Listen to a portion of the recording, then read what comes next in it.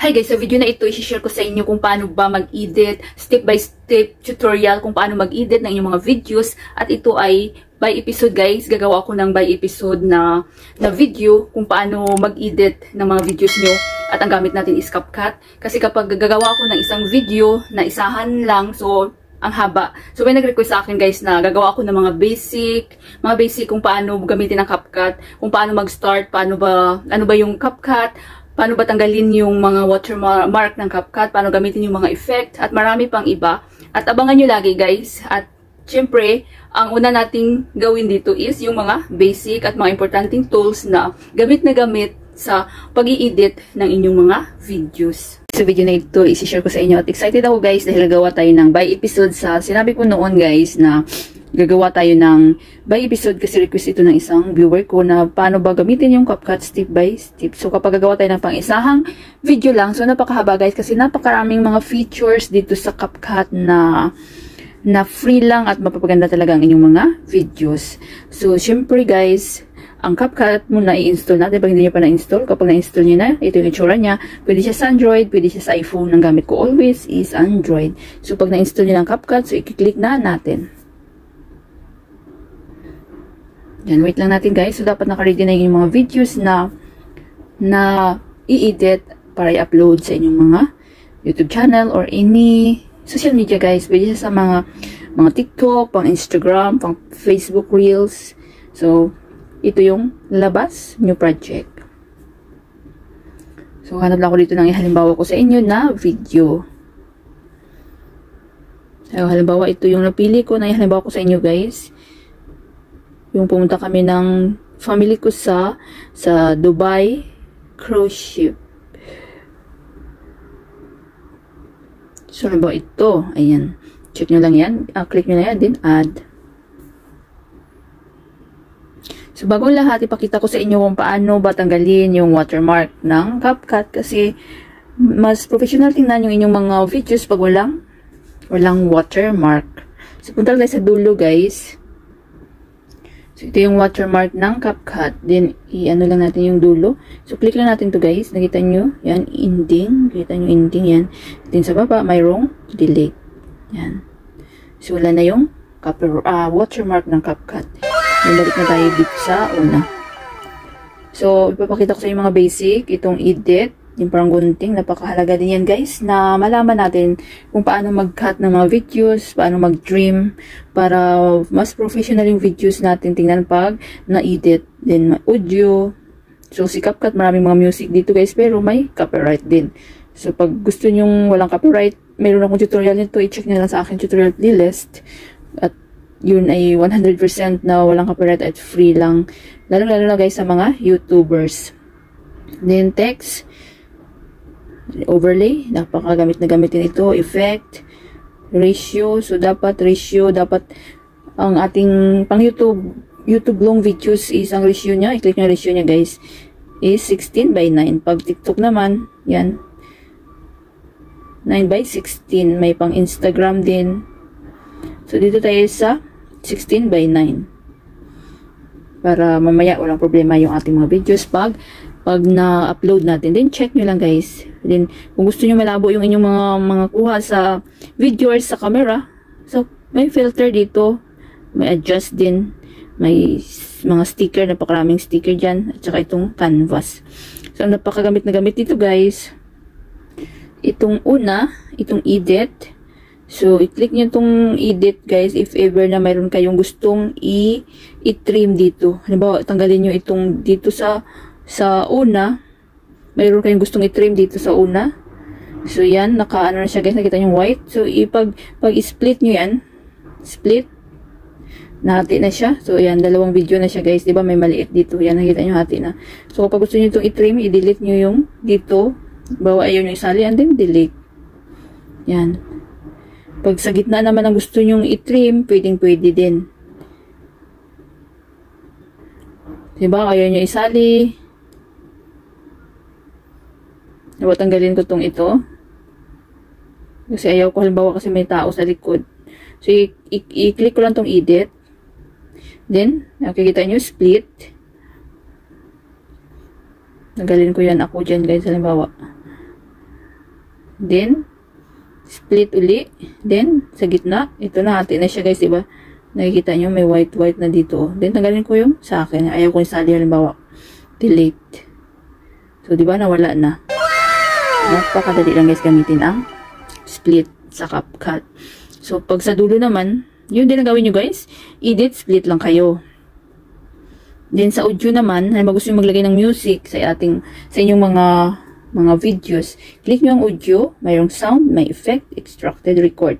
So, sa sound tayo. Then, mapupunta tayo dito sa itong mga sound mga music ni CapCut. Pero sa sinabi ko kanina, pero pag for fun lang yung video nyo guys, pwede kayong gumamit dito. Pero pag i-monetize nyo, palakasan mo natin para marinig nyo guys. Pag i-monetize nyo guys, may bala kayong i-monetize yung inyong video. So, hindi kayo gumamit dito ng CapCut na music kasi mayroong copyright. So, balik tayo doon sa music. So, paparinig ko lang sa inyo guys ha. Ito, Trouble.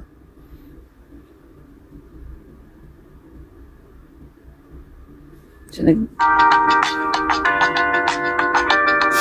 yan, stop natin kasi baka makapiright tayo guys. Kapag gusto nyo i-add yun, nakikita nyo plus. So, nandito na siya sa ating video. See? Then, stop lang natin guys. So, pwede siyang pahinaan. I-click nyo tong music na to. Then, mayroon siya may volume. Ayan. Pwede siyang i-full na gusto nyo malakas talaga na music. Yan. So, pag gusto nyo mahina para marinig yung sinasabi natin, pahinaan natin. Adjust nyo lang guys. So, delete na natin to guys. Baka makapiright tayo. Delete. Click nyo lang yan. Stop nyo lang. Then, delete. Then, hanapin natin yung punta ulit tayo sa sounds. Then, yung mga na-download nating music halimbawa na na walang copyright pag mayroon kayo guys. Panoorin nyo yung aking tutorial. Hanapin nyo sa aking playlist. Then, nakita nyo parang computer. Yan. Then, from device. So, ito yung mga na-download ko walang copyright. I know you told your friend you're not okay. Then, gaya kanina, i-add nyo lang. So, dito na. So, may music na yung ating video. So, pahinaan lang natin guys, volume para marinig nyo yung sinasabi ko. I-mute muna natin guys. Kasi para hindi kayo ma-distract sa aking tutorial.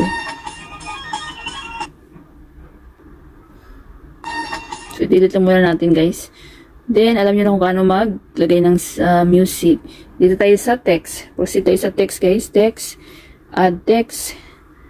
Then, ano ba yung gusto nyo? Halimbawa lang, hello. Kung ano ba yung gusto nyo ilagay. So, hello lang natin guys para madali tayo. Then, merong style dito guys. Style. Kung ano ba yung gusto nyong style para may mga paint dyan. Oh. Yellow, white. Yung parang light na yellow. May white. Ganyan. May yellow, dark yellow, may brown. Super dami dyan guys. So, piliin natin itong halimbawa itong yellow para klaro siya. Then, punta tayo sa font. May maraming pagpipilian dyan guys. So, kung ano ba gusto nyo ilagay yan. Pitching, nunito. Super dami dyan guys. Piliin natin ito. Yan. Yan na pili natin. Itong Avener next. Then, check nyo lang. Kung gusto nyo lagyan ng animation, guys, napakarami din dito, guys. Oh. Click yung animation. Super dami din kayo na bahala. So, piliin natin itong parang typewriter lang. Yan. Simple. Pwede siya pala mamove. Pwede siya mamove yung saan nyo pwede pwesto. Sa baba, sa taas, sa gilid. So, dito sa halimbawa dito lang sa medyo baba. Then, check nyo lang. So, depende sa inyo kung ano yung gusto nyo ilagay na text. Kung ano sabihin sa yung video.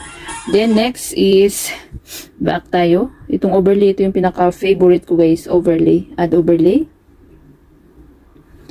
Then, pwede kayo mag-overlay dito ng mga videos or photos na gusto nyo i-add sa inyong mga videos. So, halimbawa, mag-overlay ako dito ng video. Halimbawa naman ito, guys. Halimbawa, hanap ako dito, guys. Halimbawa, photo yung aking overlay. Pwedeng video, pero pwedeng photo. Halimbawa, itong kasi sa cruise ship tayo. Itong picture ng barko. Ayan. Pwede siya mamove kung saan nyo pwede pwesto. Dito sa gilid, dito sa gitna. Ayan, sa baba. So, ito na lang, guys, sa taas. Ayan. O, diba?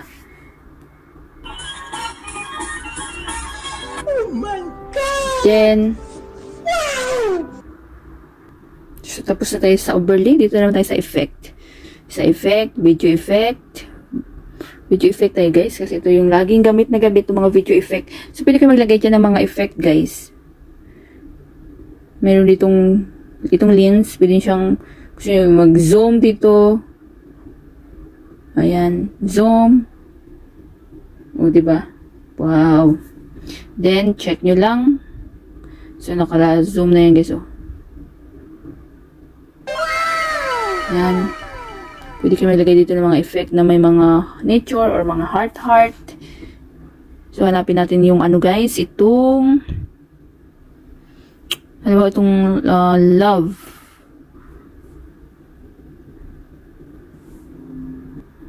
So, click nyo itong love. Yan, dito guys, may mga nag-heart dito. Ayan, oh. Yan, di ba? So, kayo na bahala mag-add din. Check nyo lang. So, gusto nyo ulit mag-add dito guys. So, pwede yung ano yung gusto nyo i-add sa inyo. Mag-decrease na mga effect. Kayo na bahala. Mag-explore. Back tayo. Then, video effect. So, alam nyo na kung paano maglagay ng effect. Ratio, alam nyo na. Filter. So, sa filter, napakarami din dito mapagpipilian. Kung gusto nyo palinawin pa yung video nyo. Ayan. So, kayo na bahala guys. So, super dami dyan guys. Ayan, milky green. I-adjust nyo lang full kapag gusto nyo. So, sa akin, tanggalin ko lang kasi okay na ako dyan. Then, back tayo, adjust din. Ito rin yung ginagamit ko lagi guys. Lalo na sa tutorial ko na parang medyo malabo yung mukha ko, yung camera. So, ginagawa ko guys, kiniklik ko itong itong brightness. Yan. Then, ina-adjust ko ng mga 10 or 11. So, malilinaw na siya. O, diba? Naglinaw na siya. Then, check nyo lang. Diba? So, alam nyo na kung paano gamitin yan. Filter, adjust. Then, itong sticker, napakarami din dito guys na sticker. Super dami dito mapagpipilian yan. Ang kagandahan sa CapCut. May mga subscribe dito na sticker, may like. So, depende sa inyo kung ano ba yung gusto nyo. Yan, ito. Maghanap lang kayo dito guys. Yung bell notification na sign. Pag naklik nyo yan, may mga subscribe button dito. So, pwede nyo siya ilagay. May mga follow din, oh. Yan. Gusto nyo bang ilagay dito guys sa inyong sa inyong video. Yan. So, pwede. Then, check nyo. O, diba? So, kayo na bahala guys mag-explore. Meron ng subscribe button. Kung gusto nyo maglagay ng subscribe button sa inyong video, mayroong subscribe button, mayroong mga share, follow dyan. So, alam nyo na kung paano gamitin ang sticker. Click nyo yung sticker. Napakarami dito guys. Napakaraming sticker dito. Mayroong mga dito. Ayan. Mga yung arrow. Kayo na bahala mag-explore. So, alam nyo na kung paano maglagay ng sticker. Then, itong canvas guys. Hindi naman ito masyadong nagagamit dito. Mayroon ditong background. Yan. Kung gusto nyo kumuha ng background dyan para sa inyong mga videos or thumbnail. Mayroon dyan. Itong blur. Yan, mayroong blur din dito guys. Pero doon tayo mag-focus muna sa mga basic. Kasi mayroon din ako tutorial na separate nito kung paano mag-blur ng video.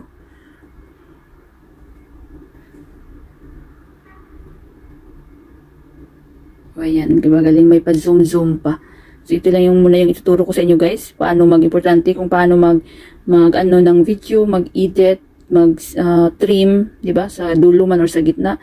Lagyan ng music, itong text, overlay, ito yung pinaka-favorite ko.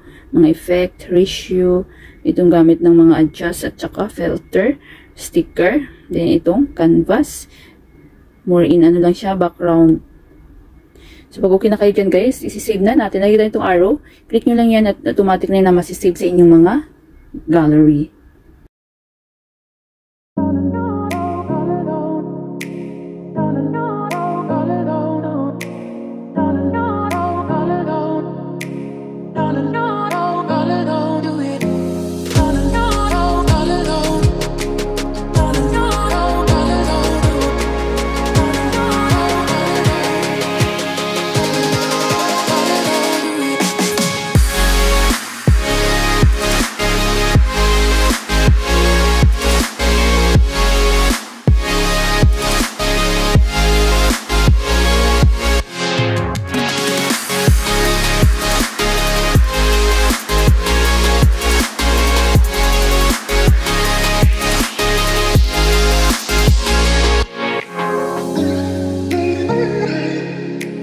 Sana guys may natutunan kayo sa video tutorial ko na ito at maraming salamat sa panonood. Kung mayroon kayong mga question, suggestion, and request, just leave a comment down below. At huwag niyong kalimutan mag-like, share, comment. At kung hindi pa kayo nakapag-subscribe, i-click nyo lang ang subscribe button sa baba. At pakiclick nyo na rin ang bell notification para ma-notify kayo sa lahat ng mga videos na i-upload ko. Always be happy guys, be positive, avoid nega. See you next time!